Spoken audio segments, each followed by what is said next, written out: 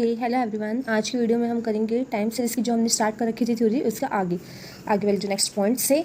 तो let's start. हम देखते हैं आज की वीडियो में हमने यहाँ से स्टार्ट करना था कि मौसमी उच्चावचन या मौसमी विचरण क्या है।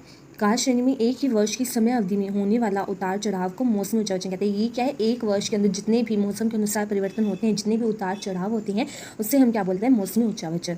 ठीक है, ये उच्चावचन नियमित रूप से होते हैं, यानी कि रेगुलर होते हैं। ये नहीं है कि वो बीच में स्टॉप हो जाएंगे, मतलब कि वो कंटिन्यूसली रेगुलर होते जाएंगे। ठीक है, तथा इनका पूर्व अनुमान लगाना सरल है। और इनका अगर रेगुलर होती है जो चीज़, तो हम पहले से अनुमान लगा सकते हैं, वो ईजी हो जाता है हमारे लिए।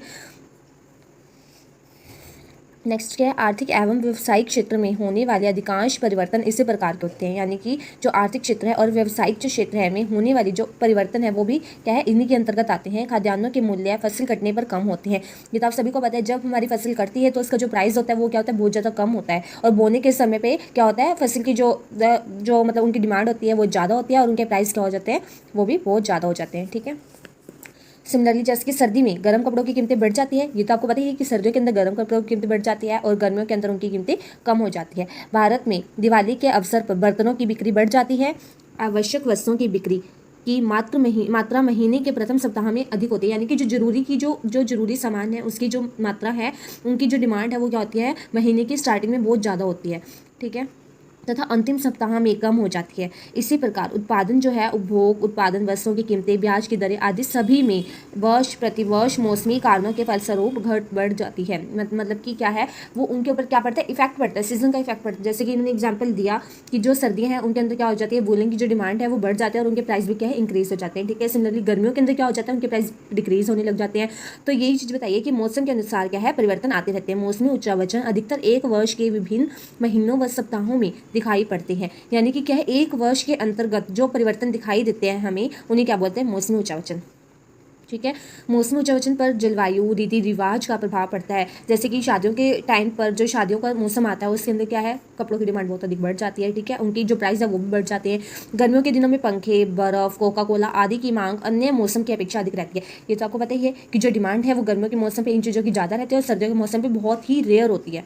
ठीक है, हर वर्ष जुलाई अगस्त के महीनों में कॉलेज की पुस्तकों की मांग ज़्यादा रहती है, क्योंकि जुलाई अगस्त के महीनों में ही बच्चे किताबें खरीदते हैं। तो उस टाइम पे क्या होता है, उनकी डिमांड ज़्यादा रहती है। तो जो डिमांड है वो क्या है, मौसम के अनुसार क्या है, घट बढ़ जाती है। तो और एक वर्ष में होने वाले जो परिवर्तन है, एक वर्ष की समय अवधि दी है। मौसम उच्चावचन के अंदर क्या होता है, एक वर्ष का टाइम पीरियड लिया जाता है। मौसम उच्चावचन की समय अवधि निश्चित रहती है। ठीक है, यानी कि टाइम पीरियड क्या है, वो निश्चित रहेगा। नेक्स्ट है चक्रीय उच्चावचन। चक्रीय उच्चावचन जिन्हें चक्रीय उच्चावचन भी उच्चावन भी कहते हैं, मौसमी उच्चावचन की भांति नियतकालिक होती हैं। यानी कि इनकी भी क्या होती है, टाइम पीरियड होती है, परंतु इनकी अवधि एक वर्ष से अधिक होती है।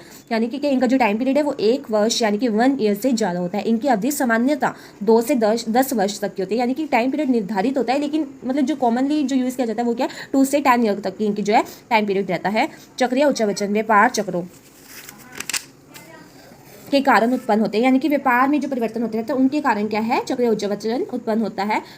आगे क्या है, वर्न्स व मिचेल के अनुसार अनेक आर्थिक क्रियाओं में लगभग एक साथ आने वाले प्रसार और संकुचन। प्रसार क्या होता है, किसी चीज़ की डिमांड का अधिक हो जाना। ठीक है, और संकुचन यानी कि कमी हो जाना, कि तरंगों को ही व्यावसायिक चक्र कहा जाता है। यानी कि एकदम या तो उसकी डिमांड बढ़ जाती है, एकदम कम हो जाती है। ठीक है, कॉन्स्टेंट भी हो जाती है बीच में। चक्रीय उच्चावचन की 4 अवस्थाएं होती है। एक तो क्या है, समृद्धि, प्रोस्पेरिटी। ठीक है, सुस्ती यानी कि वो कमी आने लग जाती है। ठीक है, डिप्रेशन यानी कि मंदी, यानी कि डिप्रेशन यानी कि वो बिल्कुल डाउन चल जाती है, बहुत ज़्यादा मंदी आ जाती है। पुनरुत्थान, वो रिकवरी की कंडीशन में है इस टाइम पर।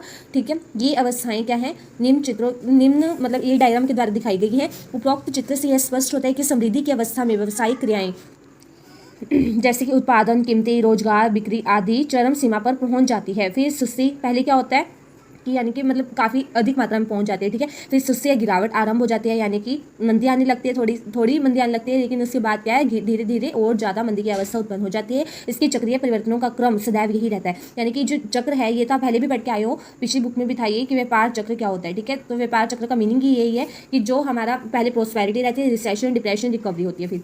ठीक है, यही क्या होता है, व्यापार चक्र होता है। इनके अंदर जो परिवर्तन आता है उन्हीं कहा जाता है, परंतु प्रत्येक चक्र तथा उसके चरणों की अवधि क्या होती है, अलग अलग होती है। ये कोई जरूरी नहीं कि एक चक्र का टाइम पीरियड जो है वो भी नेक्स्ट चक्र का जो टाइम पीरियड होगा वो भी वही रहेगा। ठीक है, जैसे कि प्रोस्पेरिटी कितने टाइम तक रही, मान लो 2 महीने तक रही फॉर एन एग्जाम्पल।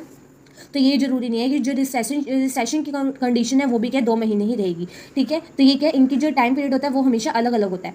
एक इक्वल नहीं रहता। एक अनुमान के अनुसार 2 से 10 वर्ष में एक व्यवसायिक चक्र पूर्ण होता है। एक अनुमान लगाया जाता है कि 2 से 10 वर्ष में एक चक्र कंप्लीट होता है, ठीक है। मतलब कि कोई 1 साल ले लेता है, कोई एक कंडीशन सोल्व होने में 1 साल ले लेती है और कोई 2 साल ले लेती है। इस तरीके से क्या होता है 2 से 10 वर्ष लगते हैं, 2 से 10 ईयर लगते हैं इनको। ये कंडीशन चलती, ये जो सर्कल है ये चलता रहता है, फिर उसकी पुनरावृत्ति होती है। इस प्रकार यह जो क्रम है वो सदैव इसी प्रकार चलता रहता है।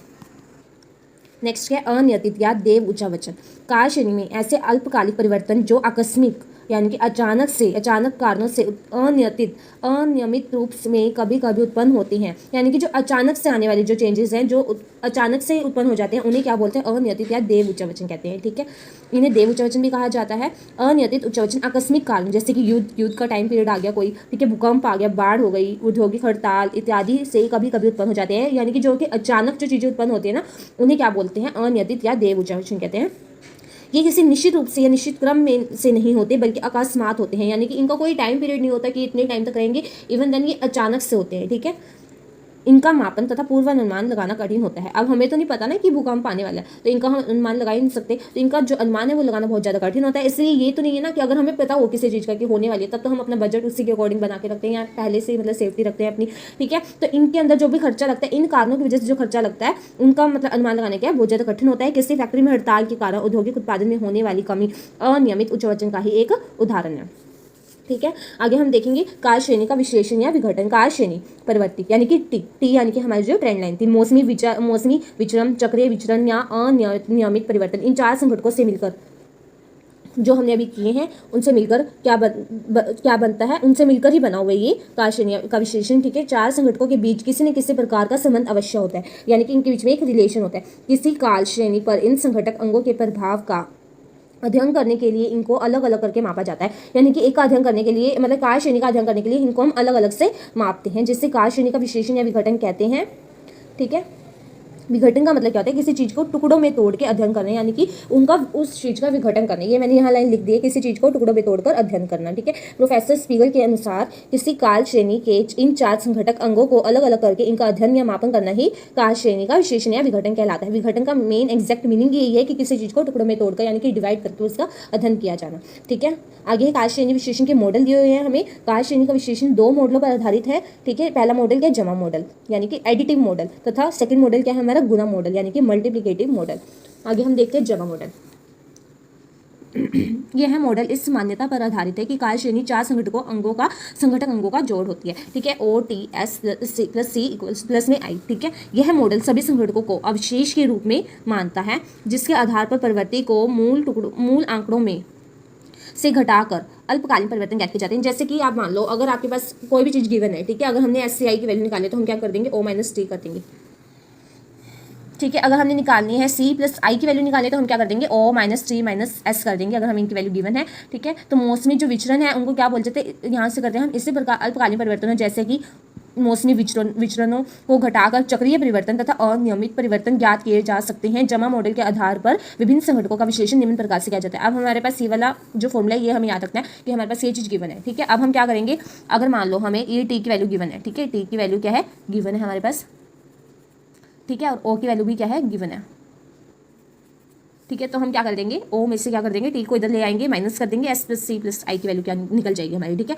अगर हमारे पास सी हमने निकालना है सी प्लस आई की वैल्यू, तो हम ये वाली तीनों चीज़ें इधर ले आएंगे, और अगर हमने आई की वैल्यू निकालनी है तो हम ये मतलब ये तीनों वैल्यूज आ जाएंगे ना, एस सी और टी भी आ जाएगा, ठीक है, तीनों इधर आ जाएंगे।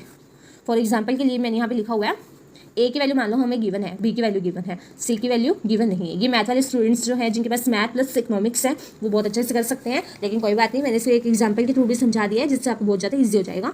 एक ए इक्वल्स टू 2 है, बी इक्वल्स टू 4 है और सी की वैल्यू हमने फाइंड आउट करनी है, ठीक है। तो हम क्या कर देंगे? पहले हम ए इक्वल्स टू में बी प्लस सी है हमारे पास क्या चीज़ है? हमारे पास ये चीज़ लिखी हुई है ए इक्वल्स टू में बी प्लस सी। अब हमने क्या निकालना है? सी की वैल्यू निकालनी है। सी की वैल्यू निकालनी है, जिस चीज़ की वैल्यू हमें निकालनी हो वो चीज़ हम यहाँ साइड में रख लेंगे इक्वल्स टू के पास, ठीक है। अब ए की वैल्यू हमारे पास हमने क्या ऐड किया? 2, ठीक है, और बी की वैल्यू हमने क्या ऐड किया? 4 इक्वल्स टू में सी, तो सी की वैल्यू क्या आ जाएगी? -2, ठीक है। बस यही हमारा क्वेश्चन था। आगे गुना मॉडल। गुना मॉडल के अंदर भी सारी चीज़ें सेम रहेंगी, बस ये जो चीज़ें हैं ये पहले एडिटिव मॉडल था तो हमने क्या कर दिया था? एडिशन कर दिया था। अब गुना मॉडल यानी कि मल्टीप्लिकेटिव मॉडल है तो हम क्या करते हैं? मल्टीप्लिकेशन कर लेंगे, और जो चीज़ हम इधर जाके माइनस में लेके आए थे वो चीज़ हम इधर जाके डिवाइड में ले आएंगे। यानी कि ए इक्वल्स टू में बी सी है हमारे पास, ए की वैल्यू क्या है हमारे पास? 2 है, बी की वैल्यू 4 है और सी एज इट इज़, क्योंकि सी की वैल्यू तो हमने फाइंड आउट करनी है ना।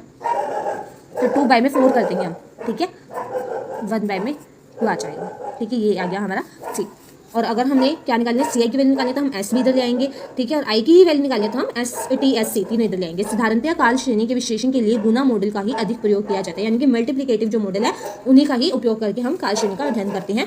प्रवृत्ति को मापने की विधियां, जो प्रवृत्ति को मापने की विधि है वो क्या है हमारे, एक तो फ्री हैंड कर्व है, ठीक है, यानी कि बिना कोई स्केल के बनाया जाने वाला कर्व। अर्ध औसत जो विधि है ये बहुत इंपॉर्टेंट है आपके लिए, और चल औसत विधि है जो ये भी बहुत इंपॉर्टेंट है, मतलब कि आपकी जो क्वेश्चन है मेन इन्हीं के ऊपर आएंगे। जो न्यूनतम वर्ग विधि है वो आपके सिलेबस में नहीं है, ठीक है, तो आपने ये वाला मेथड नहीं करना। मुक्त हस्त वक्र विधि, ये वाली भी मतलब मैं आपको बता देती हूँ वैसे क्या है कि ये क्या होता है, जो भी हमें मतलब टेबल मेंशन की होगी, ईयर मेंशन किया होगा, हम वो टेबल को क्या कर देंगे, ग्राफिकली रिप्रेजेंट कर देंगे, पॉइंट्स को मिला देंगे और फ्री हैंड कर्व बनेगा, ये कोई भी स्केल का यूज नहीं होगा, ठीक है। अर्ध औसत विधि और जो हमारी चल औसत विधि है वो हम कल की वीडियो में करेंगे, आज की वीडियो में इतना ही करेंगे। और अगर कोई प्रॉब्लम हो तो प्लीज़ मुझे कमेंट सेक्शन में जरूर बताएं। अगर आपको मेरी वीडियो थोड़ी सी भी हेल्पफुल लगती है तो प्लीज़ मेरे चैनल को सब्सक्राइब करना ना भूलें। Thank you so much.